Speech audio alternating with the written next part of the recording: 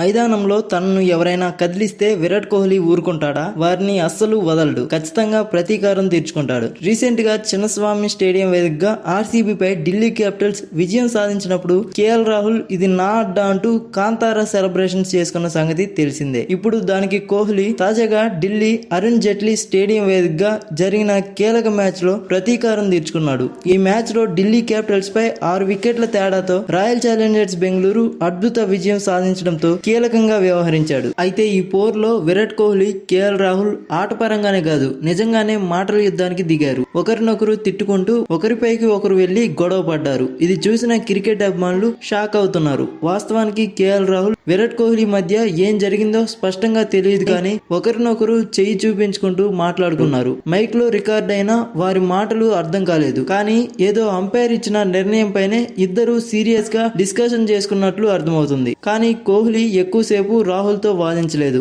ఛేదనలో ఉండడంతో తానే వెనక్కి తగ్గి క్రీజ్ దగ్గరికి వెళ్లిపోయాడు. కోహ్లీ బ్యాటింగ్ పై దృష్టి పెంచాడు. రాహుల్ కూడా అసహనంగా అక్కడి నుండి వెళ్లిపోయాడు. ప్రస్తుతం దీనికి సంబంధించిన వీడియో మైదానంలో మాటల యుద్ధం అంటూ స్టార్ స్పోర్ట్స్ ఛానల్లో సోషల్ మీడియాలో షేర్ చేయగా అది కాస్త వైరల్ గా మారింది. అయితే ఈ మ్యాచ్ లో రాయల్ ఛాలెంజర్స్ బెంగళూరు విజయం సాధించి పాయింట్ల పట్టికలో అగ్రస్థానానికి వెళ్లింది. ప్లే ఆఫ్స్ కు మరింత దగ్గరైంది. మొదట బ్యాటింగ్ చేసిన ఢిల్లీ నిర్ణీత 20 ఓవర్లలో 8 వికెట్లు కోల్పోయి 162 పరుగులు చేసింది. ఆ జట్టులో కేఎల్ రాహుల్ 41 టాప్ స్కోర్ గా నిలిచాడు. లక్ష్య ఛేదనలో ఆర్సీబీ 18.3 ఓవర్లలో 4 వికెట్లు కోల్పోయి ఛేదించింది. కృణాల్ పాండ్యా 47 బంతుల్లో 73, 5 ఫోర్లు, 4 సిక్స్లు. విరాట్ కోహ్లీ 47 బంతుల్లో 51 పరుగులు, 4 ఫోర్లతో హాఫ్ సెంచరీలతో ఆకట్టుకున్నాడు. ఢిల్లీ బౌలర్లలో అక్షర్ పటేల్ 2 వికెట్లు పడగొట్టాడు. ఆర్సీబీకి ఇది 7వ విజయం కావడం విశేషం.